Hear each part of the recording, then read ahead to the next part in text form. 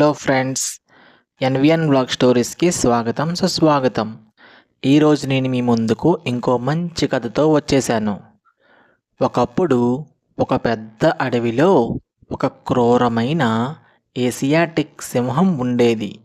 ఆ సింహం ప్రతిరోజు వేటకు వెళ్ళి జంతువులను పట్టుకొని తినేది. అదే అడవికి దగ్గరలో ఒక పచ్చిక బయలులో ఒక అమాయకమైన ఆవు మేత మేసేది. ఒకరోజు ఆ ఆవు పచ్చికలో మేత మేస్తుండగా సింహం దూరం నుండి చూసింది. ఈవేళ నాకు మంచి వేట దొరికింది అని అనుకున్నది. నెమ్మదిగా ఆవు వైపు చేరింది. ఆవు సింహాన్ని గమనించింది. మొదట చాలా భయపడింది. కానీ వెంటనే తన బుద్ధిని ఉపయోగించింది. పరిగెత్తితే సింహం పట్టేస్తుందని అర్థమైంది. ఆవు ధైర్యంగా సింహం దగ్గరకు వెళ్ళి ఇలా అంది, అయ్యా సింహరాజా, నన్ను ఇప్పుడు తింటే మీకు ఒకరోజు భోజనం మాత్రమే. కానీ నేను మీకు ప్రతిరోజు పాలు ఇస్తాను. మీరు నన్ను బ్రతికిస్తే మీకు రోజు ఆహారం లభిస్తుంది. సింహం కొద్దిసేపు ఆలోచించింది.